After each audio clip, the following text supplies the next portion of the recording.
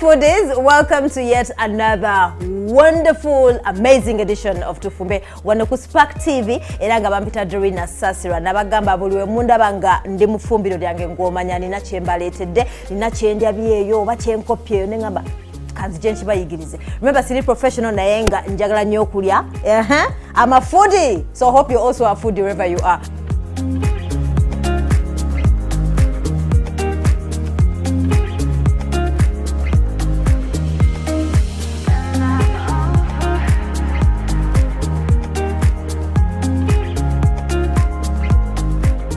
Eno snack ya breakfast ate mukwano gwange tetwala budde bungi etwala dakika ntono nnyo tugenda kukozesa ki tugenda kukozesa amenvu bobo ina obwenvu obutono buno osobola bukozesa bobo ina bogoya osobola kukozesa bogoya ekirungi kya bogoya well nzatera nnyo genda mu gym sometimes bogoya mpako energy so oba ogeragenda mu gym nga toyagala kulya nnyo lya bogoya ogenda funa energy ogenda funa amaanyi agakola gym oba dduyiro and then number 2 aina antioxidants atozetaga mu mubiri something good about bogoya oba bananas kyenzagala ko zina fiber te fiber akusa okitegera so olya bogoya kitegeza tugenda kulya alya nnyo so akuyambako ne mu digestion bwoba ng'olidde ng'owulira nga oblotinze lya bogoya balaba mu teeka ne mu smoothies kati olwaleero okusinga okulya bogoya oba okusinga omuteeka simanya mu smoothies doza mubimanyi okukola juice nga ali heavy oteka mu bogoya kakati nina kyengambye kamba yiyizo olwaleero era ngenda bawa snack ngeno snack eva mu bogoya kikye twetaaga ekirala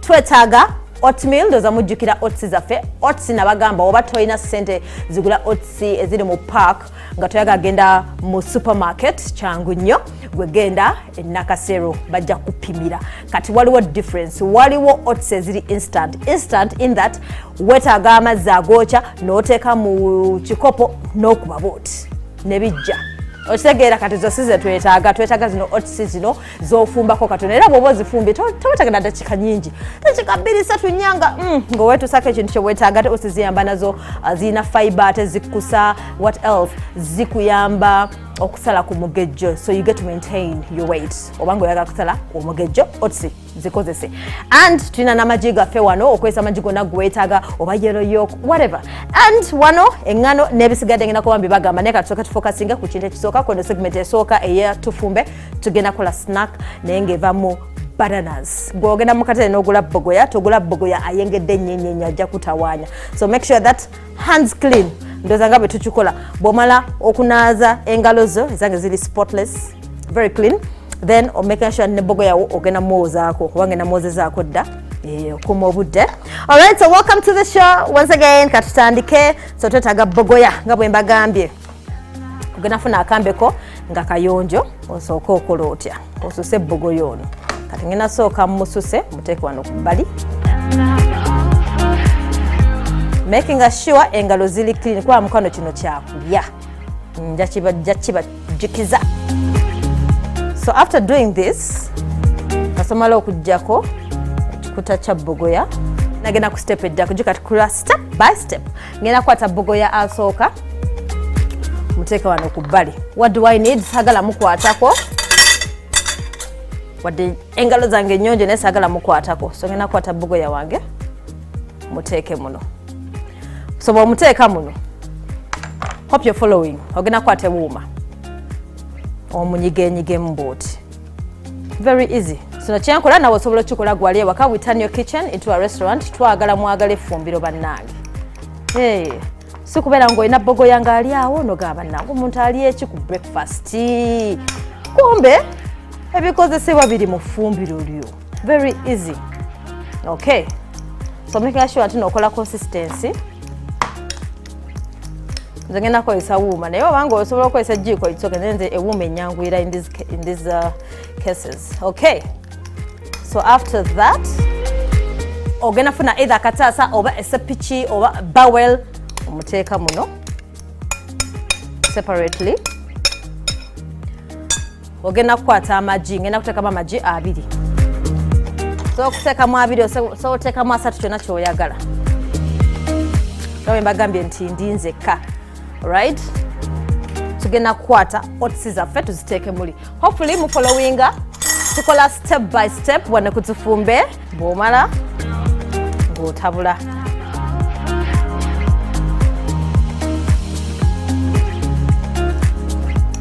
Ngawe bagambye ntino kino kyenkola osobola kikola kati webanga muli family nga muli banji banga muli banene banji kale nga muli maji waka size njagala nnyo amagi sobola n'okwongeramu erimu. This is just me.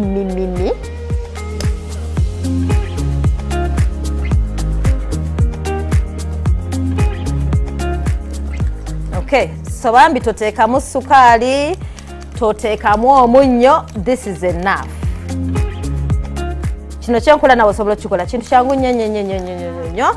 So bw'omala ogenda biteeka ku bbali ebintu byaffe just dakiika ntono nnyo. Then tuzaako ki tugenda kwata gana amenvu gaffe hands clean jukira. So gena nga ogasala osala shape ene ya round nga mbagambe tofuna bogoya nga akola ki nga yengedde nnyo. Bw'aba yengedde nnyo agenda kutawaanya.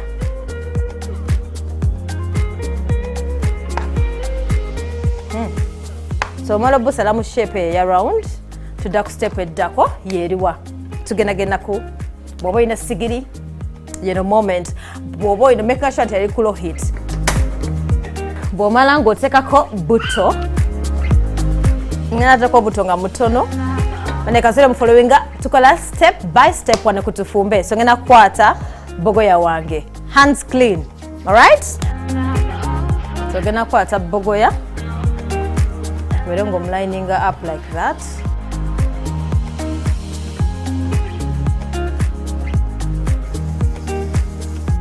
Okay, so ng'obilininga up bwoti mpola mpola.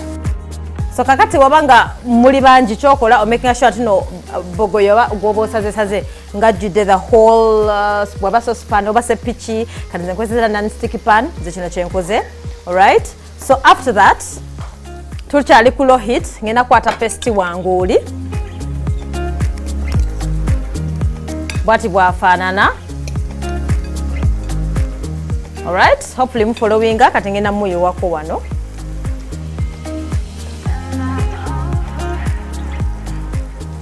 Mpola mpola. Alrighty. Making sure tina covering at least amenvu gaffe gali. Alright. Wechi bwetukoze. Ngembaga making sure ntino low heat. Okay, so obiwe eddakiika nga 5 low heat bannange bw'oteeka ku high heat bigenda kutabanya ate tokwata spatula oba jjiiko kukebera kiri wansi. Bw'okwata essowaani ng'ogiteeka ku non-stick pan yo oba seppiki nga ngazi then ogenda kukola bw'oti okyuse omulundi gumu naye olina okubeera ng'oli careful. You can see, so this is the consistency gye badde jogerako eya golden brown. So ogenda kwata buto oyongerako katono ku side eno. Okay. Katowe di frying pan jukira eyokya so toyina namulinda nti nabugume. Okay, so sowane ekulinzeemu ng'ojja nga bwenkoze oyina okubeera very careful. Perfect.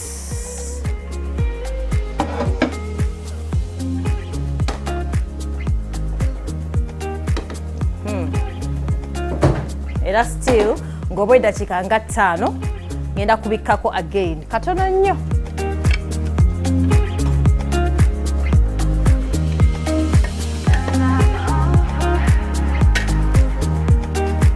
Okay, nze bwe banyagadde obikkako. Alright, kama embagamye tuno wendo bako era snack joyinza okukola mu bogoya. Okay, ng'okozesa ebirungo ebiri mu ffumbiro lyo kintu kyangu nnyo ate mukwano gwange okozesa ssente entono nnyo ne weetusaako ekintu ekirungi ekiwoomu.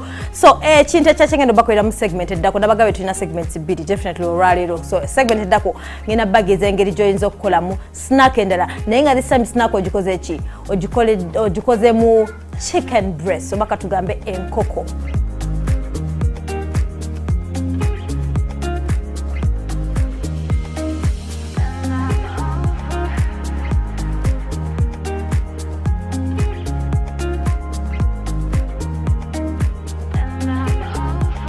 So this one ngina biwa eddakiika 5 tujja kuba kiwedde nga tugenda ku step eddako nga bembaga bitukola step by step.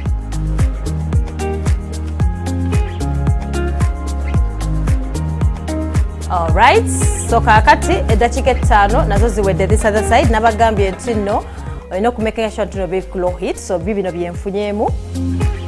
Mulaba, do you see what I have gotten? Beautiful! Banange, efumbiro liwunya bulungi. So of course tugenda ku step eddako. Not now. Ngenda biteeka ku bbali yeno snack evudde mu bogoya yaffe. So ladies and gentlemen, katugende for a short break. Bwenkomo mbagambe ngenda ku segment ey'okubiri eya chicken breast. Ngenda balaga snack endala gy'oyinza okukola mu chicken breast. Bw'otega kukola ava kyekyo ky'oyinza okukola mu nkoko yo.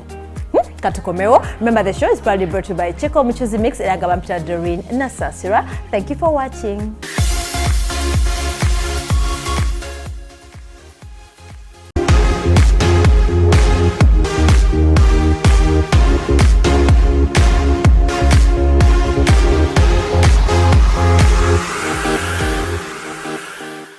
Welcome back from that short break. Ochali nange wano ku Spark TV eranga show bagita Tufumbe, proudly brought to you by Chiko Muchuzi Mix bampita Doreen Nasasira. So twabadde tugenda mu break nabagambye nti no ngenda bayigiriza ekintu ekirala snack endala gy'oyinza okukola mu chicken breast.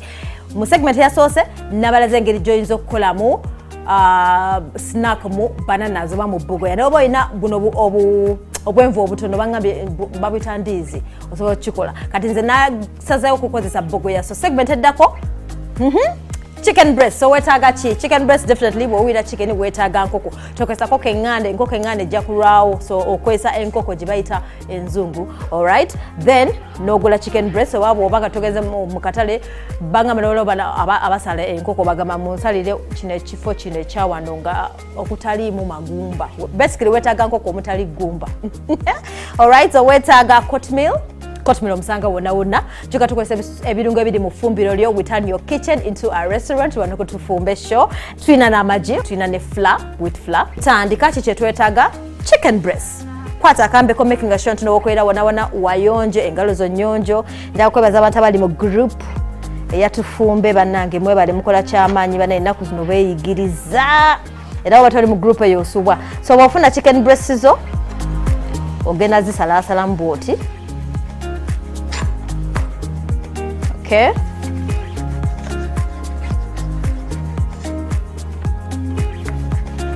Kyova nagambye nti olina okufuna enkoko nga temuli magumba. Bana njagala kwebaza abazadde abalaba show ya Tufumbe ne mukkiriza abaana bammwe ne balaba show ya Tufumbe muŋŋamba nti Eva bababuuza anti Tufumbe atandika ddi? Anti Tufumbe wa ssaawa mmeka? Bannange mwebale kwagala Tufumbe show. So bw'omala ogenda kukwata osaleesalemu. Okay, bu pieces obutonotono nga bw'olaba. So kati wano yesawa yo kubondinga n'abaana oba n'omwami omugamba jangu nkwatireko naawe. Ne mutambuza ekintu kyammwe mpolampola. Ne mubondinga mu ffumbiro. Why not? Kati nze engeri gye ndinzeka munnange mbondinga n'effumbiro lyange wano. Ne chopboard. So basically making sure nti nakambeko kasala bulungi osalemu bugundi obutono bwe buti bu cubes nga butono.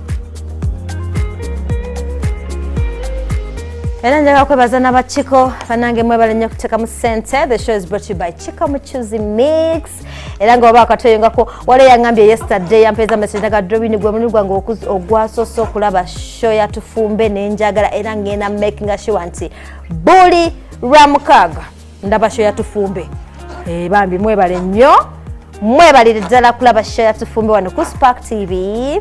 So nga mbagambye obisalaasalamu pieces.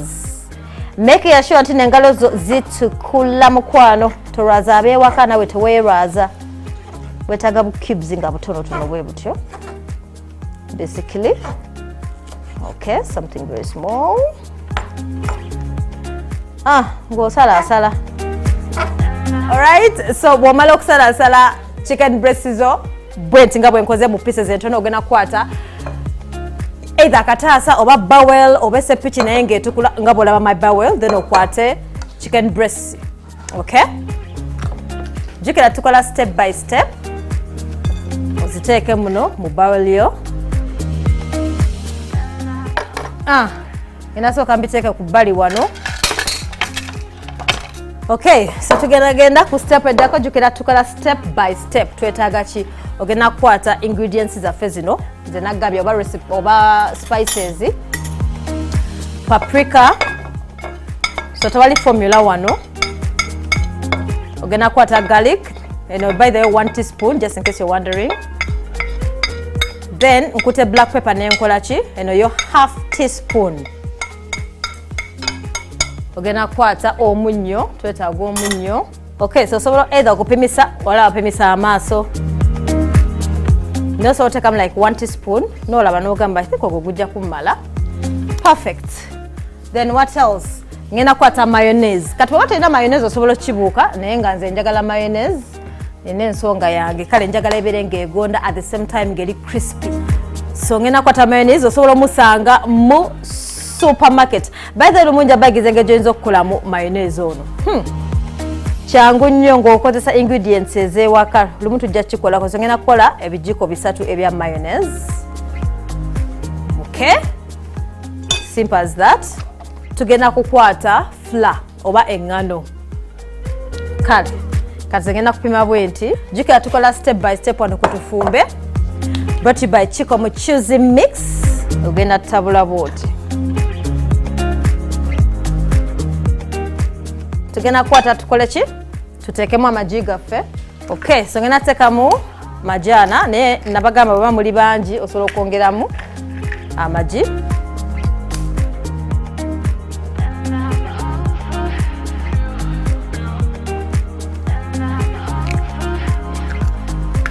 Ngero ddamu okola ki? Otabula. Jukira in case wakatweyongako tumukola snack ya chicken breast, okay?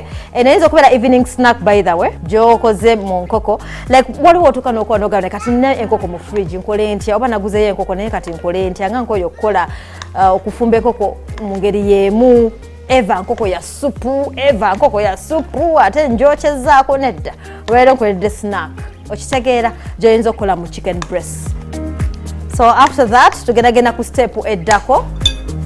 Gonna funa hot milk, twetaaga hot milk as well.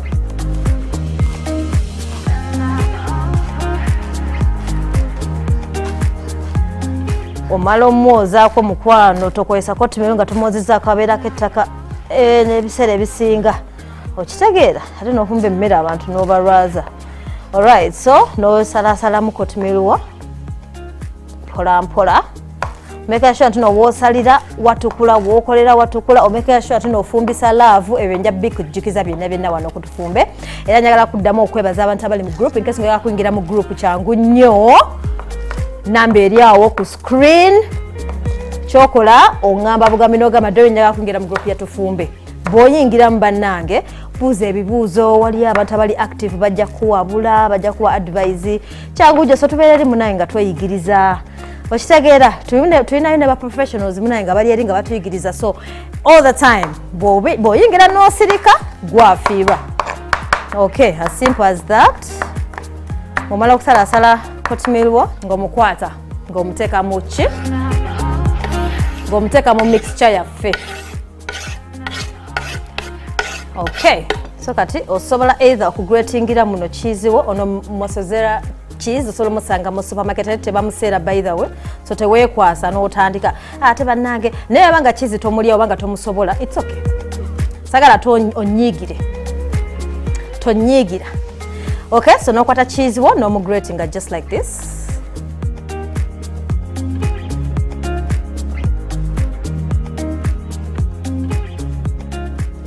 So basically bena obitabulira wantu wamu n'oddamu n'okola kino otabula.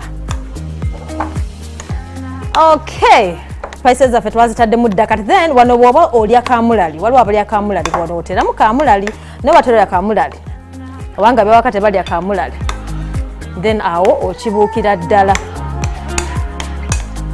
Okay, tugenda kukwata oil oba buto waffe tumuteeka ku ki buto waffe tumuteeka mu frying pan zenna non-sticky frying pan oba olina sapiki wano okozesa sepiki. Era tujja kukozesa low heat bw'olaba nga buto tamaze osobola okubeera ng'oyongerako. Okay, so ogenda kukwata mixture yaffe eno gy'okoze nga tewali formula yadde. Bw'oba olina kijiko ekinene okozesa kinene, bw'oba olina ekitono osobola okukozesa ekitono. Nga bwe mbagambye tekuli formula yadde. So tekuliko nti no ate shape erina okubeera ya round, simanya square. No, tekuli formula.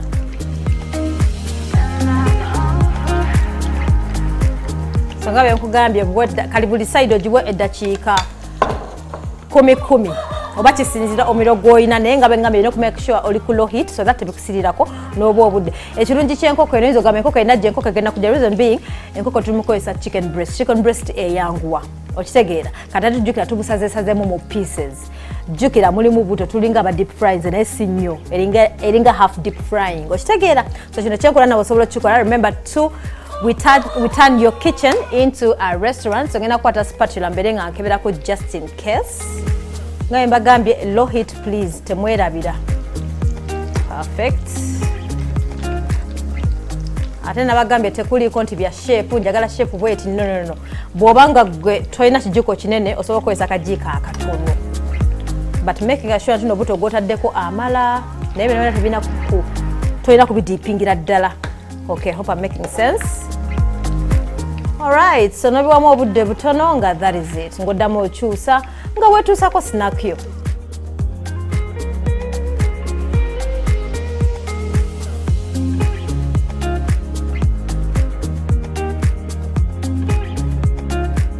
Eddakiika zaffe ziweddeyo, nze njagadde bibeere golden brown.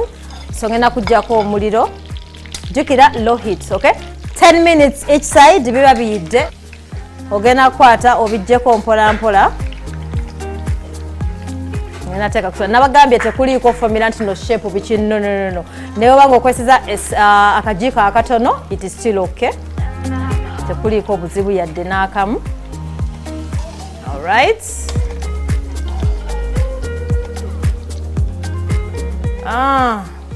Ng'ojjako nze njagadde golden brown. Nga bwe mulaba.